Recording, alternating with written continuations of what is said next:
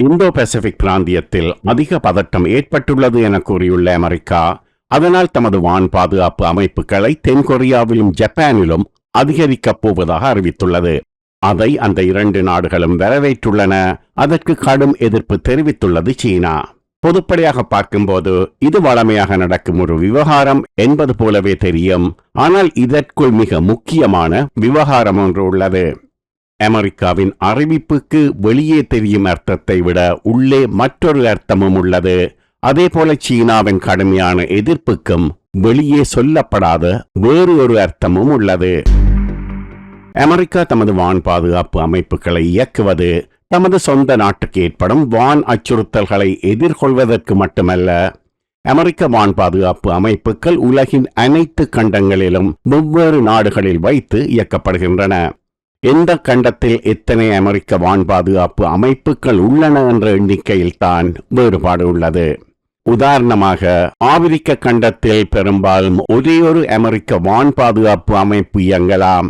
ஆனால் மற்றொரு கண்டத்தில் அதிக எண்ணிக்கையிலான வான் பாதுகாப்பு அமைப்புகள் இயக்கப்படலாம். ஐரோப்பாவிலும் இந்தோ பசிபிக் பிராந்தியத்திலும் தான் அதிக எண்ணிக்கையிலான அமெரிக்க வான் பாதுகாப்பு அமைப்புகள் வைத்து இயக்கப்படுகின்றன. இதற்கு என்ன காரணம் கூறுகிறது அமெரிக்கா? அங்குள்ள தமது நட்பு நாடுகளுக்கு ஏற்படும் ஏவுகணை மற்றும் வான் அச்சுறுத்தல்களை எதிர்கொள்ள அந்த நாடுகளில் தமது வான் பாதுகாப்பு அமைப்புகளை வைத்து இயக்குவதாக கூறுகிறது அமெரிக்கா. இப்போது தென்கொரியா மற்றும் ஜப்பானிலும் அமெரிக்க வான் பாதுகாப்பு அமைப்புகளை அதிகரிப்பதற்கும் அதையே காரணமாக கூறுகிறது. இந்தோ பசிபிக் பிராந்தியத்தில் தென்கொரியாவிலும் ஜப்பானிலும் அந்த நாடுகளுக்கு எந்த எதிரியால் ஏவுகணை மற்றும் வான் அச்சுறுத்தல்கள் வரும் என்று பார்த்தால் அங்கே காட்சிக்குள் வருகிறது சீனா. அதை வேறு விதமாக கூறினால், சீன ஏவுகணைகளை எதிர்கொள்ள தமது நாட்டிலிருந்து நீண்ட தொலைவில் உள்ள ஜப்பானிலும் தென்கொரியாவிலும் வான் பாதுகாப்பு அமைப்புகளை இயக்குகிறது அமெரிக்கா. இப்போது உங்களுக்கு ஒரு கேள்வி எழலாம். அமெரிக்கா தமது நாட்டிலிருந்து நீண்ட தொலைவில் உள்ள ஜப்பானிலும் தென்கொரியாவிலும் வான் பாதுகாப்பு சாதனங்களை இயக்குகிறது என்ற குற்றச்சாட்டோடு சீனாவால் ஐநாவின் பாதுகாப்பு கவுன்சிலுக்கு போக முடியுமா? நிச்சயமாக போக முடியாது. காரணம், சர்வதேச சட்டத்தின்படி இறையாண்மை உள்ள ஒரு நாடு தமது நாட்டின் வான் பாதுகாப்புக்கு உதவி கோரினால் அமெரிக்காவால் சட்ட ரீதியாக அந்த உதவியை செய்ய முடியும். இதனால் தென்கொரியாவிலும் ஜப்பானிலும் அமெரிக்க வான் பாதுகாப்பு சாதனங்களை பொருத்தக்கூடாது என்று கூறக்கூடிய இரண்டு நாடுகள் அதே தென்கொரியாவும் ஜப்பானும் தான்.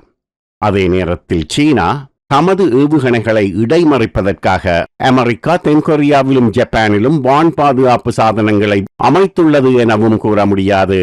காரணம், அப்படி கூறினால் நீங்கள் ஏன் தென்கொரியாவுக்கும் ஜப்பானுக்கும் ஏவுகணை ஏவப் போகிறீர்கள் என்ற கேள்வி ஐநா பாதுகாப்பு கவுன்சிலால் கேட்கப்படும்.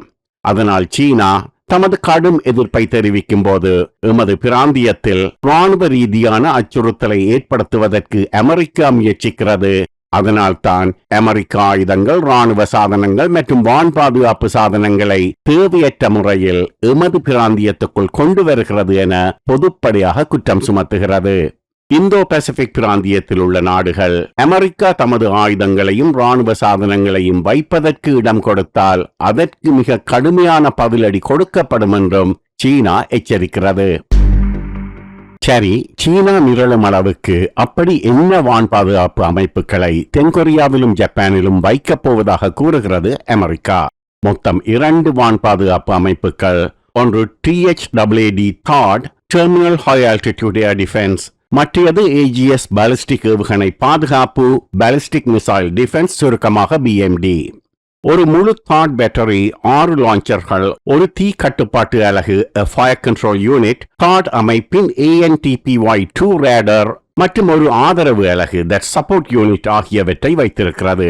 வடகொரியாவின் ஏவுகணை அச்சுறுத்தல்களை எதிர்கொள்ள தென்கொரியாவில் தாட் வான் பாதுகாப்பு அமைப்பை நிலைநிறுத்தப் போவதாக அமெரிக்கா கூறுகிறது. அந்த விதத்தில் யாரும் அமெரிக்காவை குற்றம் சொல்ல முடியாது. காரணம், வடகொரியா தென்கொரியா மீது பாலிஸ்டிக் ஏவுகணை ஏவுவோம் என்று அடிக்கடி சவால் விட்டுக் கொண்டிருக்கிறது. சரி, சீனாவின் அச்சுறுத்தலை இப்படி பார்ப்போம். ஒரு தாட் பேட்டரி அதன் ஏவுகணைகளை சீனாவில் உள்ள இலக்குகளை நோக்கி ஏவ முடியுமா? தொழில்நுட்ப ரீதியில் அது முடியாது. அது சீனாவுக்கும் நன்றாகவே தெரியும். ஆர்ட் பேட்டரிகள் தென்கொரியாவிலும் ஜப்பானிலும் வைத்து இயக்கப்பட்டால் அவை ஏவும் ஏவுகணைகளின் வீச்சு சீனா வரை போகாது. தவிர தாட் வான் பாதுகாப்பு அமைப்பின் தொழில்நுட்பம் உள்வரும் ஏவுகணைகளை அவற்றின் இறுதி கட்டத்தில் மட்டுமே இடைமறிக்கும் விதத்தில் உள்ளது. அதனால் தான் அது ஏவும் ஏவுகணைகளின் தூரவீச்சு குறைந்த தூரவீச்சாக இருக்கும். எனவே சீனா தென்கொரியாவை நோக்கி ஒரு பாலிஸ்டிக் ஏவுகணையை ஏவாவிட்டால் தாட் வான் பாதுகாப்பு சிஸ்டம் பெய்ஜிங்குக்கு அச்சுறுத்தலாக இருக்காது. தாட் வான் பாதுகாப்பு அமைப்பு எப்படி இயங்குகிறது என்பது சீனாவுக்கு நன்றாகவே தெரியும். அதனால் சீனா மிரள்வது தாட் பேட்டரி ஏவும் ஏவுகணைகள் சீனாவுக்கு அச்சுறுத்தல் என்ற பயத்தால் அல்ல. அப்படியானால் சீனாவுக்கு இதில் என்னதான் பிரச்சனை? தாட் வான் பாதுகாப்பு அமைப்பு அல்லது அது ஏவும் ஏவுகணைகளை விட அதிலுள்ள ஏவுகணை பாதுகாப்பு ரேடார் தான் சீனாவுக்கு கிளியை ஏற்படுத்துகிறது. தாட் அமைப்பில் இருப்பது ANTPY-2 ரேடார் என்று ஏற்கனவே குறிப்பிட்டிருந்தோம் அல்லவா? ANTPY-2வின் விரிவாக்கம் the army navy transportable radar surveillance, தமிழில் ராணுவம் கடற்படை போக்குவரத்துக்கு ஏற்ற ரேடார் கண்காணிப்பு. இது அமெரிக்க நிறுவனம் ரைத்தியானின் தயாரிப்பு. பல்வேறு அச்சுறுத்தல்களுக்கு எதிராக தாட் அமைப்பின் பாதுகாப்பை மேம்படுத்துகிறது மற்றும் உயர்ந்த பாதுகாப்புக்கான உதவியை வழங்குகிறது. ANTPY-2 உயர்ந்த தெளிவுத்திறன் கொண்ட எக்ஸ்-பேண்ட் கட்ட வரிசை ரேடார் ட்ரக், கப்பல் மற்றும் விமானம் மூலம் கொண்டு செல்லப்படலாம் என்பதாலேயே ராணுவம் கடற்படை போக்குவரத்துக்கு ஏற்ற ரேடார் என்று பெயர் கொடுக்கப்பட்டுள்ளது. ANTPY-2 தாட் வான் பாதுகாப்பு அமைப்புடன் இணைக்கப்பட்டுள்ளது. அத்துடன் கணிசமான தொலைவில் இலக்குகளை கண்காணிக்கும் திறன் மற்றும் பிற அமெரிக்க வான் பாதுகாப்பு அமைப்புகளை தூண்டும் திறன் கொண்டது. உதாரணமாக, ஒரு தாட் வான் பாதுகாப்பு சாதனத்தில் உள்ள ANTPY-2 பெற்றுக்கொள்ளும் தகவலை மற்றொரு அமெரிக்க வான் பாதுகாப்பு சாதனமான பேட்ரியாட் வான் பாதுகாப்பு சாதனத்துக்கு கொடுக்க முடியும். ANTPY-2 பாலிஸ்டிக் ஏவுகணை எதிர்ப்புக்கு என்றே பிரத்யேகமாக தயாரிக்கப்படுகிறது. ஜப்பான் அல்லது தென்கொரியாவில் வைத்து இயக்கப்பட்டால் சீனாவின் முழு பரப்பளவையும் ஸ்கேன் பண்ணி கவர் பண்ணக்கூடியது. இந்த ரேடார் சீனா ஏவும் ஏவுகணைகளை பயனற்றதாக ஆக்குவது மட்டுமல்ல, சீனாவுக்குள் ஏவுகணை நடமாட்டங்கள் பற்றிய தகவல்களையும் விரிவான மற்றும் துல்லியமான கண்காணிப்புகளையும் செய்யக்கூடியது. ANTPY-2வின் சிறப்பம்சம் ரேடார் இருக்கும் இடத்தை நோக்கி ஏவுகணை வர வேண்டுமென்றில்லை.